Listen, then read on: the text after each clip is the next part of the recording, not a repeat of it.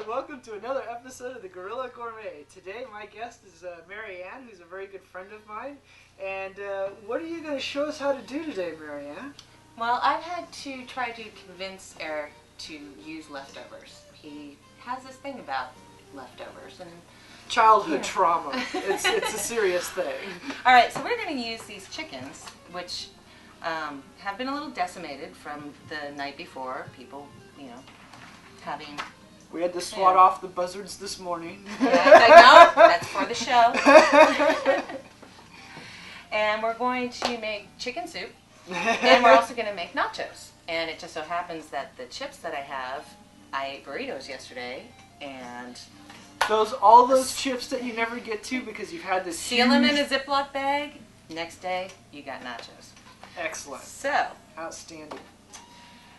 So how are you going to put all this together? What's the order? How are we going to do this? Well, first, we're going to take some of this breast meat, and this is going to be for the nachos. So basically, 1 layer of potato chips or tortilla chips, you're probably going to have a handful of chicken like that. Okay. About so that's about 3/4 a cup chicken. Okay. Right. So we're going to do 2 layers of tortilla chips. Okay, so just that? We've got plenty there. All right. We're going to take this chicken, and we have a pot of almost boiling water, and just take it and dump it in. That's the beautiful thing about soups. And all this stuff. Oh, and by the way, some people roast a chicken, but a lot of people, those wonderful rotisserie chickens you get at most markets nowadays, save the juice, put it in this pot. So, how's this? How's this looking? Excellent. I did something right. I was going to say, part of the rotisserie chicken plays into the Gorilla Gourmet motto, which is cheat. Remember, I'll say it every episode. The key to Gorilla Gourmet, cheat. Oh, and by the way, we have original music in the background from the Lab Rats, and the next one is The Example. All original, nothing that's copyrighted by the bands, and I have full permission to use it. Alright, so we're going to just let these chickens boil for probably, basically, because they're already cooked, if I was starting with raw chicken, which you can do with chicken soup, I would probably cook it about a half an hour. It'll probably be ready to come right off the bones by that point. And in the meantime, we're going to start chopping things. Slicing the mushrooms. These are one of the best inventions that came out. I mean, I know sometimes it feels a little awkward for me to use them because, like, I can buy carrots and peel them. All by but yourself, for soup, yeah, but packages of carrots. Time saver. Time saver. So we're going to chop the onions, mushrooms, and the potatoes. Yes, our potatoes. Got to bring those back. Lots of potatoes. So we'll clear this stuff. So might as well start with the painful stuff. Do you want all of these done? Yeah, because what happens as you start cooking onions, especially in soup, it's like more and more flavor comes out of them, and then basically the onions, when they actually are in the soup, you're not tasting a whole lot of flavor when you bite it. Right. You've had chicken soup. Right. Yeah. It's all in the mixture of it, not the constituent elements. Exactly. So how large do you want me to do these? Well, why don't you skin it and get it prepped first. Thanks. And then I'll let you know. Don't get ahead of yourself, dear.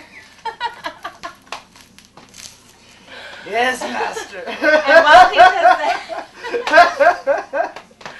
while he does that, I'm going to start putting spices into the soup. Okay. I'm going to put a bay leaf in while the chicken is...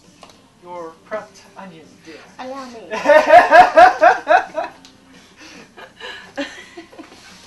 Alright, let's see. There's that. Grasshopper. Watch carefully. Hey. Basically. Don't make me bleed. Just about like that. So dice it. Yeah. Okay. Not dice. Yeah. Okay. All right. All yours. I can do that. I'm happy.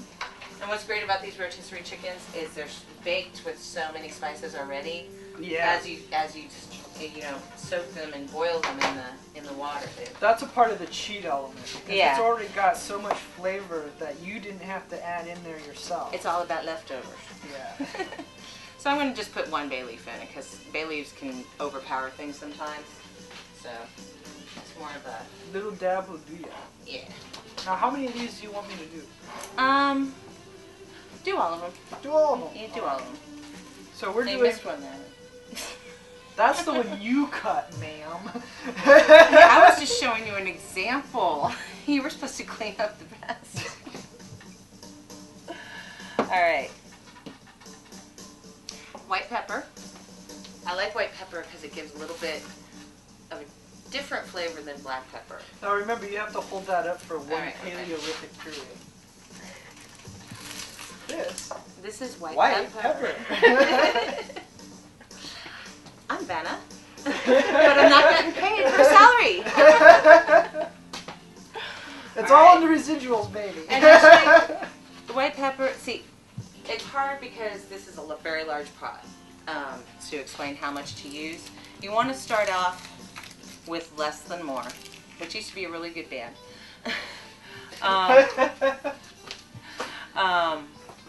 So right now, for the size pot that I'm using, I'm going to put it's about half a teaspoon. But you do want to get the spices like sage. Now, are you using a particular type of sage? I mean, because there's several different types. There are different types. This is basically sage you would get in any supermarket, except I got it in bulk, so it's not cooking. There's cooking sages, and you can make shift with some of the other sages, but different. The most standard flavor that if you think of sage is the one you're going to find in the supermarket. So about a teaspoon, maybe a little more for right now. The water Actually, helps reconstitute I'm dry take herbs. that back. Teaspoon tops. Teaspoon tops. Okay. What? I was just talking about how adding dried herbs at the beginning allows the water in the mixture to reconstitute the herbs, and that's how you extract the flavor out of dried herbs. If you add it at the last minute, all you get is this sort of like dry, leafy taste that really doesn't give you any flavor. So, onion powder. I don't have a lot of onion powder. Actually, you don't have any onion powder. We borrowed this from a friend. That's right, and they're going to get some of the soup because they added one of the ingredients. So I'm going to do with what I've got, which looks like it's probably about a teaspoon. Onion powder, you really can't go wrong with in chicken soup at all. It's just going to. So now, why the onion powder and the onions? You're going to get two different flavors. The celery salt is what it says, celery salt.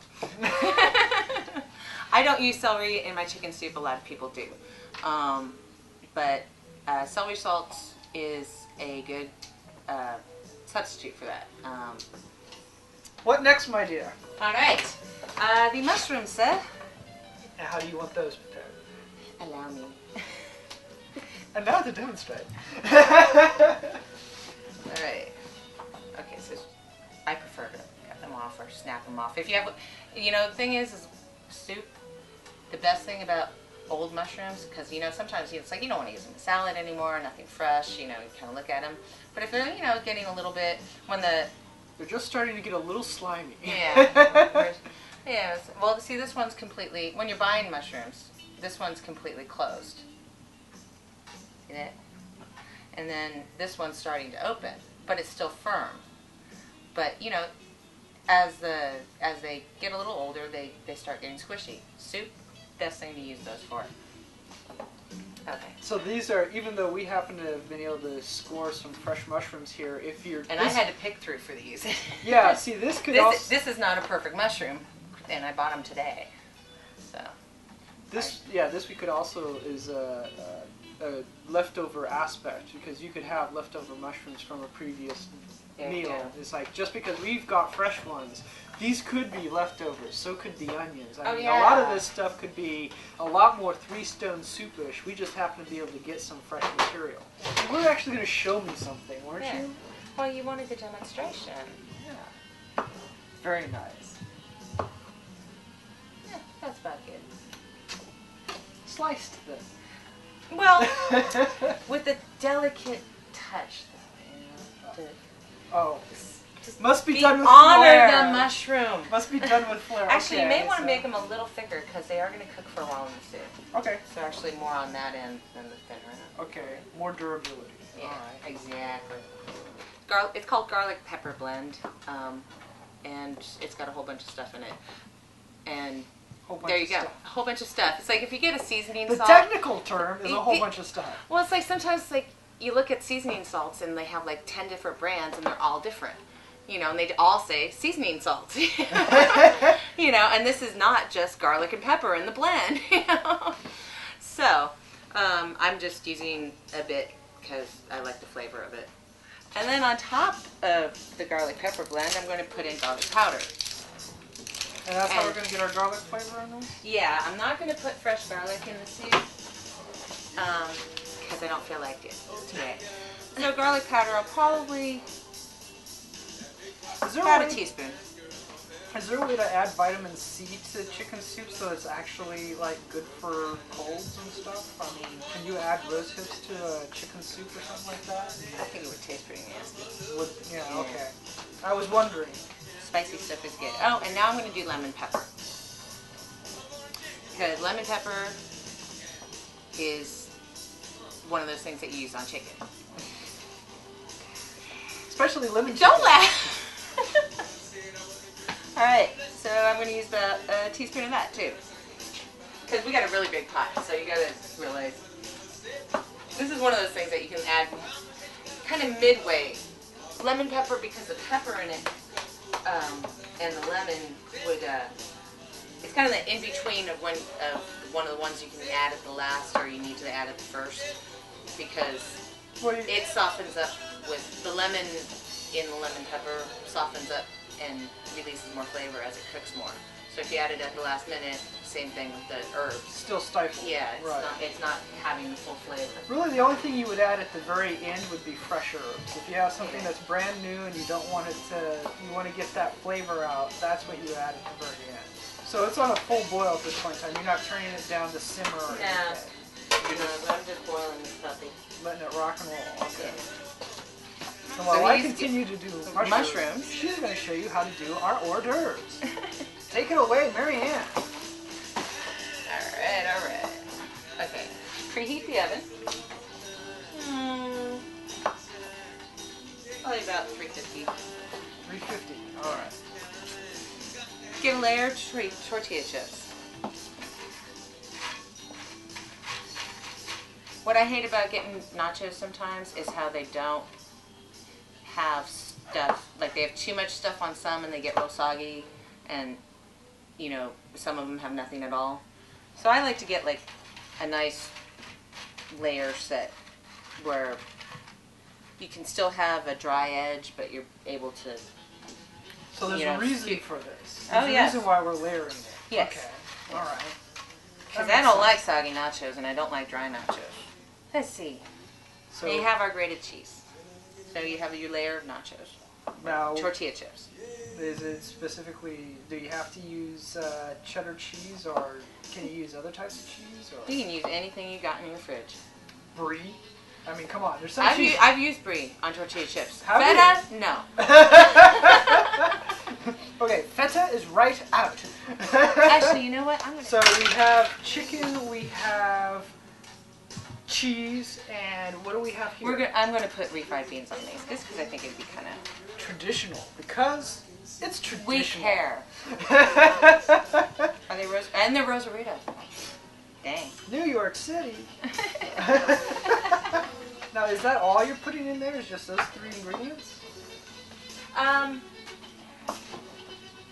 mean, besides the tortilla chips. Patience, grasshopper. There's certain things that I'm still deciding on. It's a surprise. Improvisation. You Well, saw it here. No, we have the salsa. The salsa was in. Oh yes, Yeah, the we have salsa. salsa. And actually I have sour cream in the fridge. Okay, and remember we gotta hold this up for a glacial period. Salsa.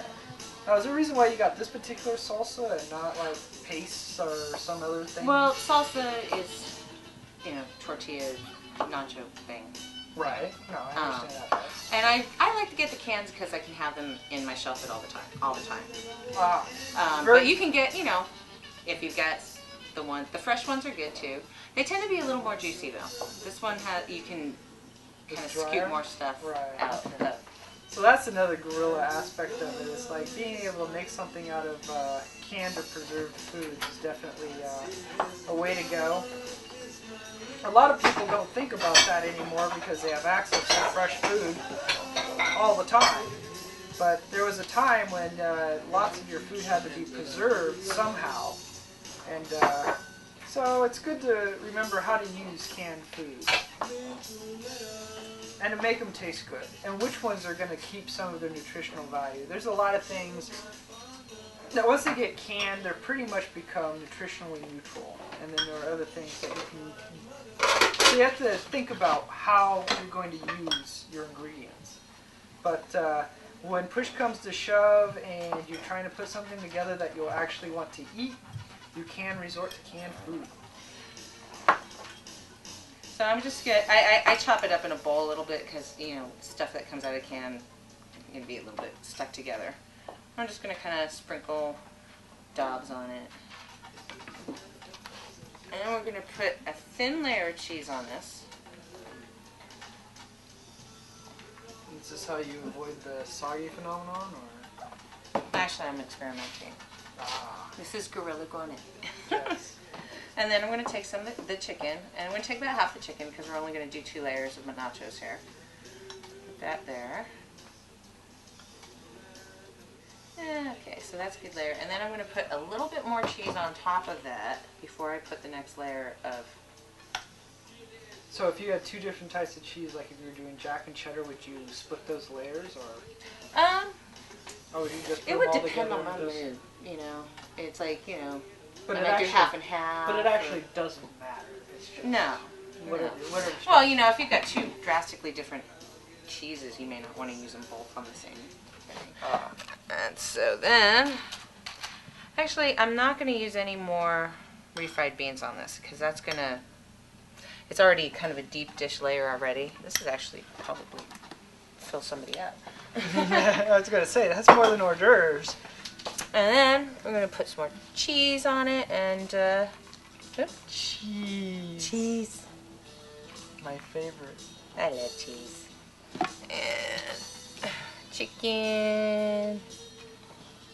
I think I may need to grate a little bit more cheese. Or actually, Eric, you're a genius. You know that? You are an absolute genius. Thank you. Thank you very much. I'll be here all week. Why? What did I do? You're a genius because you mentioned 2 types of cheeses. Yeah. I have cheddar already grated, but I want a little more cheese. And I just so happen to have some grated mozzarella. Ah. And I'm not going to use a lot of mozzarella because it gets real stringy. It melts. Right. But, that's just a little fill-in for some of the blank spots on the tortilla chip. I'll put it in the oven, but I'm going to turn down the oven. I preheated it to 350. But I don't want the cheese to melt too fast. That's one of the problems. So I'm just going to bake that really slowly. So what do you put it About 200, 250. Okay. So preheat at 350, run at 250. And the potatoes you're going to chop into chunks, probably differently than the carrots because they're potatoes. But I'm glad you're allowed to tell us these things. The ratio, man. So we're gonna put them about diced, about the same size as the onions. Yes. Now you can see. Ah. You know what? Hot pads are a really good thing to have around the kitchen too.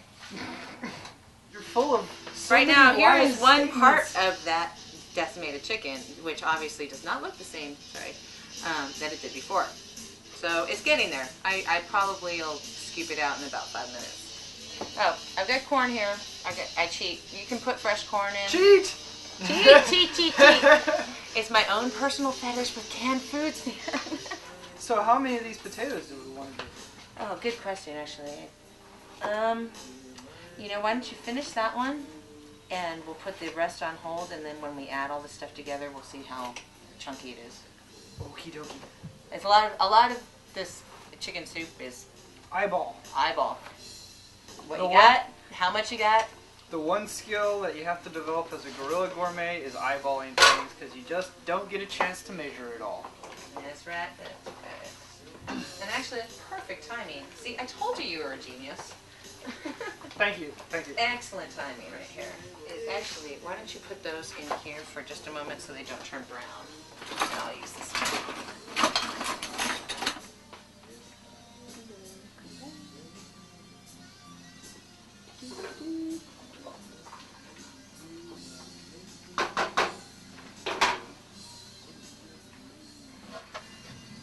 And voila. I'm not one of those people that likes chicken bones in their chicken soup. Some people do. Some people get off on like having legs and stuff in their chicken soup. Not me. So, how are we going to get that meat back in there? We're going to... Patience, grasshopper. And I'm straining the chicken, and then I'll let it cool for a little while, and we'll strip the chicken off the bones. Because right now, obviously, it's just... It'll come off really easily. But it's hot, so we'll let it cool for a little while. All right. I'm keeping an eye on the nachos.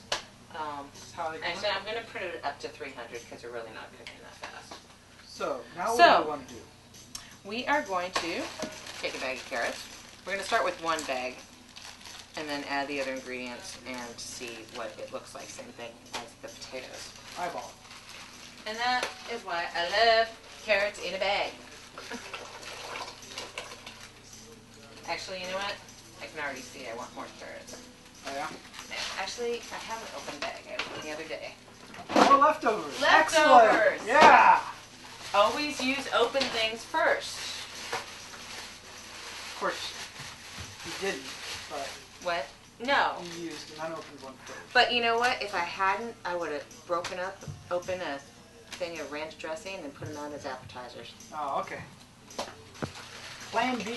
Always, Guerrilla Gourmet, it's always good to have a plan B. And you know what? And this is a really good idea too. This is one of those things that this is really helpful for also. Not getting splashed by hot boiling water? Exactly. When you're dumping stuff in? Yeah. Device, 99 cents. Not getting splashed by hot water? Priceless.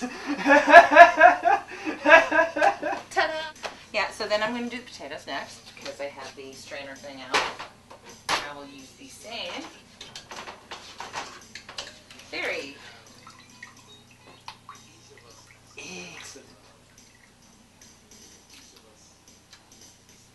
Now what? Now what? You can go ahead and put the onions and the mushrooms in. The mushrooms this early? And for those of you who want to know why we just did that, is mushrooms tend to, the longer they cook, they get soggier. But this is soup, so it's okay. The corn, however, since it's already cooked and it's been canned, if it was fresh corn, I'd put it in a little sooner. But I'm going to wait till a little bit later to do that. After it's cooked, maybe about 20 minutes or so. That makes sense. Yeah.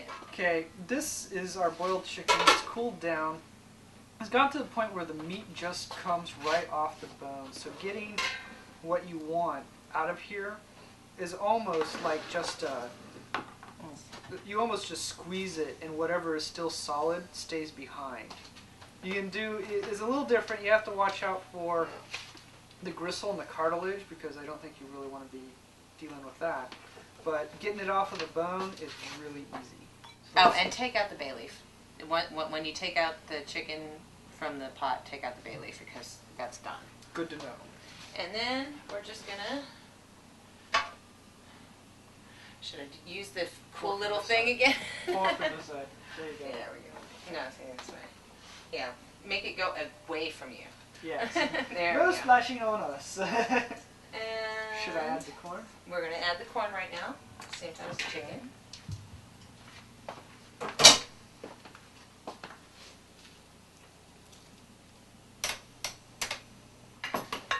We're going to take some nachos here. Ooh, they're perfect. Sticking together a little bit with the cheese because the cheese melted below. Very nice. Ooh, it's hot. Okay.